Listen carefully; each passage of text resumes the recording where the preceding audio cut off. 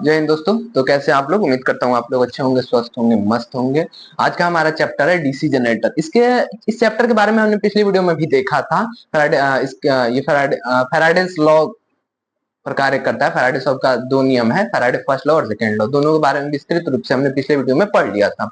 DC generator के कौन कौन से पार्ट्स होते हैं, जैसे बॉडी हो गया, फील्ड वाइंडिंग हो गया, आर्मेचर वाइंडिंग हो गया, पोल शू हो गया, टर्मिनल बॉक्स हो गया, इन सब के बारे में विस्तृत रूप से हमने पिछले वीडियो में देख लिया था। अगर आपने वो वीडियो नहीं देखा है तो डिस्क्रिप्शन बॉक्स में लिंक है, आप जाके वहां से देख सकते हैं। उसके बाद ये वीडियो देखिएगा तो आपको समझ में आएगा। आज हम देखेंगे, आज का हमारा टॉपिक है Fleming's right hand rule. Fleming's right hand rule क्या कहता है और कैसे कार्य करता है, इसके बारे में देखेंगे। सबसे पहले आप जान लीजिए कि जो हमारा डीसी जनरेटर होता है वो फ्लेमिंग्स राइट हैंड रूल पर कार्य करता है। फ्लेमिंग का दो नियम है, फ्लेमिंग लेफ्ट हैंड रूल और फ्लेमिंग राइट हैंड रूल। तो फ्लेमिंग राइट हैंड रूल पे हमारा डीसी जनरेटर कार्य करता है और फ्लेमिंग लेफ्ट हैंड रूल पे जो है हमारा डीसी मोटर कार्य करता है। तो फ्लेमिंग लेफ्ट हैंड रूल क्या कहता है, राइट हैंड रूल क्या कहता है जिसपे हमारा डीसी जनरेटर कार्य करता है, ये समझ लेते हैं। फ्लेमिंग राइट हैंड रूल ये कहता है कि यदि हम अपने दाहिने हाथ के तीन अंगुलियों को परस्पर इस प्रकार फैलाएं कि तीनों एक दूसरे के लंबवत हो। आप ये देख लीजिए, पहले उंगलियों के बारे में जान लीजिए। इसे अंगूठा कहते हैं, ये हो गया हमारा तर्जनी उंगली, ये मध्यमा मध्यमा उंगली, और ये हो गया अनामिका, और ये हो गया कनिष्ठ। ठीक है। तो फ्लेमिंग्स राइट हैंड रूल ये कहता है कि यदि हम अपने दाहिने हाथ के तीन उंगलियों को परस्पर इस प्रकार फैलाएं कि तीनों एक दूसरे के लंबवत हो, तो जो अंगूठा है हमारा चालक के घूमने की दिशा, तर्जनी उंगली जो है जो मैग्नेटिक फील्ड की दिशा, और मध्यमा उंगली जो है वो प्रेरित विद्युत वाहक बल की दिशा को प्रदर्शित करती है। फ्लेमिंग राइट हैंड रूल ये कहता है। ठीक है। फ्लेमिंग एक बार और समझ लीजिएगा, फ्लेमिंग राइट हैंड रूल क्या कहता है कि यदि हम अपने दाहिने हाथ के तीन उंगलियों को परस्पर इस प्रकार फैलाएं कि तीनों एक दूसरे के लंबवत हो, यानी इसके लंबवत ये, इसके लंबवत ये हो, तो अंगूठा जो है हमारा चालक के घूमने की दिशा, ये तर्जनी उंगली जो है ये मैग्नेटिक फील्ड की दिशा, और ये मध्यमा उंगली जो है ये प्रेरित विद्युत वाहक बल की दिशा को प्रदर्शित करती है, जैसे कि आप स्क्रीन पे देख रहे हैं। ठीक है। आइए इस चीज को लिख लेते हैं। Fleming right hand rule, Fleming right hand rule ये कहता है यदि हम अपने दाहिने हाथ के यदि हम अपने दाहिने हाथ के तीन उंगलियों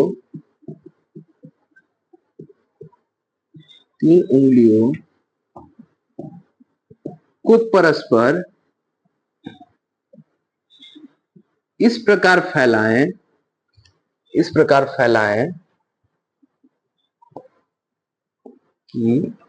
तीनों एक दूसरे के लंबवत हो, तीनों एक दूसरे के लंबवत हो तो अंगूठा जो है हमारा चालक के घूमने की दिशा, चालक के घूमने की दिशा, घूमने की दिशा। उसके बाद ये हमारा जो होता है ऐसे, ये जो होता है तर्जनी उंगली, तर्जनी उंगली जो है ये मैग्नेटिक फील्ड की दिशा, मैग्नेटिक फील्ड की दिशा, और हमारे ये मध्यमा उंगली जो होता है इसे मिडिल फिंगर कहते हैं।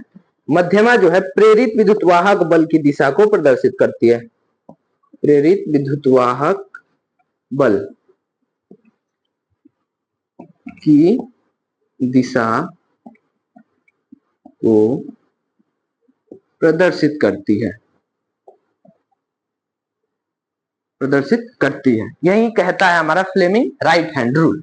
आप एक बार और ध्यान से समझ लीजिए कि फ्लेमिंग राइट हैंड रूल क्या कहता है। यदि हम अपने दाहिने हाथ के तीन उंगलियों को परस्पर इस प्रकार फैलाएं कि तीनों एक दूसरे के लंबवत हो, तो अंगूठा जो है हमारा चालक के घूमने की दिशा, तर्जनी उंगली जो है ये मैग्नेटिक फील्ड की दिशा, और मध्यमा उंगली जो है हमारे प्रेरित विद्युत वाहक बल की दिशा को प्रदर्शित करती है। ये आप एक बार नोट डाउन कर लीजिए।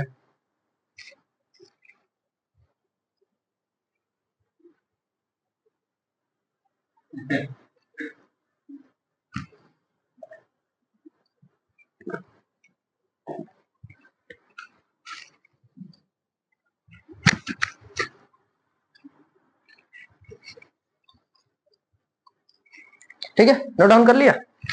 अब चलते हैं आगे,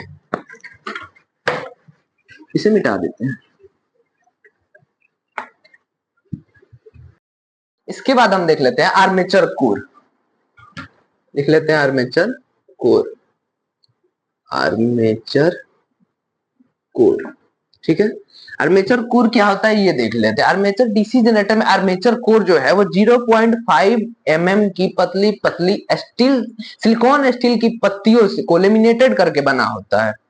ठीक है, डीसी जनरेटर में आर्मेचर कोर जो होता है वो 0.5 mm की पतली पतली सिलिकॉन स्टील की पत्तियों को लेमिनेटेड करके बना होता है। इसमें कई खांचे होते हैं जिसमें आर्मेचर वाइंडिंग की जाती है। ठीक है, लिख लीजिए इस चीज को। डीसी जनरेटर में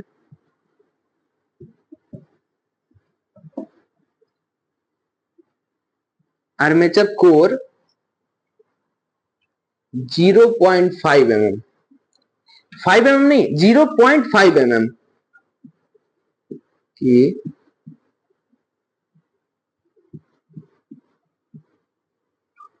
0.5 mm की पतली पतली सिलिकॉन स्टील के पत्तियों को लेमिनेटेड करके बनाए जाते हैं। लेमिनेटेड करके बनाए जाते हैं। इसमें कई सारे खांचे होते हैं। इसमें कई खांचे बने होते हैं, खांचे बने होते हैं जिस पर आर्मेचर वाइंडिंग की जाती है, जिस पर आर्मेचर वाइंडिंग की जाती है।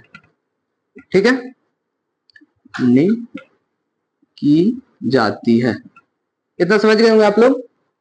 जो हमारा आर्मेचर कोर होता है वो 0.5 mm की सिलिकॉन, पतली पतली सिलिकॉन स्टील की पत्तियों को लेमिनेटेड करके बनाए जाते हैं। इसमें कई सारे खांचे बने होते हैं जिसपे आर्मेचर वाइंडिंग की जाती है। अब आर्मेचर वाइंडिंग जो होता है ये दो प्रकार का होता है, एक होता है लैप वाइंडिंग, दूसरा होता है वेव वाइंडिंग। इसको आप लोग लिख लीजिए, पहले आप लोग रोक के लिख लीजिए, मैं मिटा देता हूं ताकि वीडियो लंबी ना हो।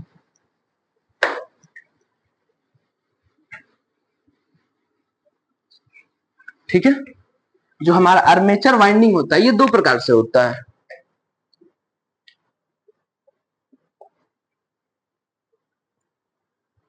आर्मेचर वाइंडिंग ये दो प्रकार का होता है। पहला होता है लैप वाइंडिंग, ठीक है, और दूसरा होता है हमारा वेव वाइंडिंग। वेव वाइंडिंग, अब इन दोनों के बारे में डीपली से देख लेते हैं। सबसे पहले देख लेते हैं लैप वाइंडिंग के बारे में। ठीक है, लैप वाइंडिंग का उपयोग लो वोल्टेज हाई करंट के लिए किया जाता है। लैप वाइंडिंग का प्रयोग किसके लिए किया जाता है? लो वोल्टेज हाई करंट के लिए लैप वाइंडिंग का प्रयोग किया जाता है। इसका उपयोग जानते हैं कहां कहां किया जाता है? जैसे ट्रांसफार्मर में, ट्रांसफार्मर के प्राइमरी और सेकेंडरी वाइंडिंग में इसका उपयोग किया जाता है। इंडक्शन मोटर के स्टेटर में इसका उपयोग किया जाता है। ठीक है, इसमें क्या होता है कि ब्रशों की संख्या पोल्स की संख्या के बराबर होती है। लैप वाइंडिंग में ब्रशों की संख्या पोल्स की संख्या के बराबर होती है। इसमें समानांतर पथों की संख्या भी पोल्स की संख्या के बराबर होती है। लिख लीजिए कि लैप वाइंडिंग का प्रयोग, lap winding low voltage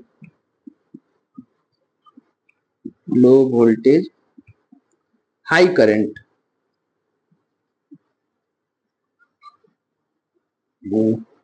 lap winding low voltage high current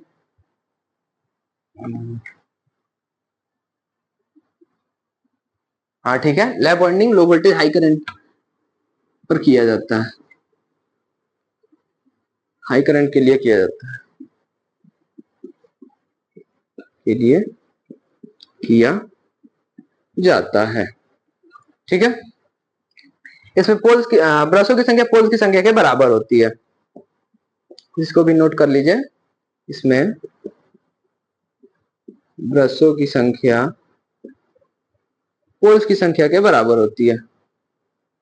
poles की संख्या के बराबर होती है। ठीक है, इसका उपयोग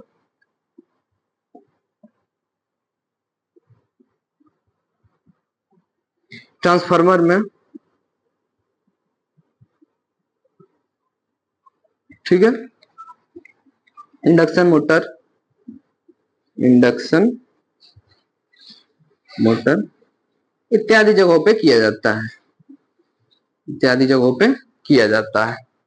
इसको आप लोग नोट डाउन कर लीजिए।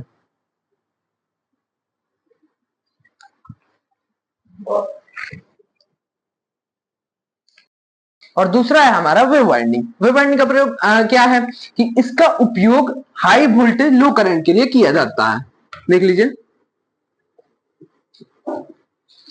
इसका प्रयोग हाई वोल्टेज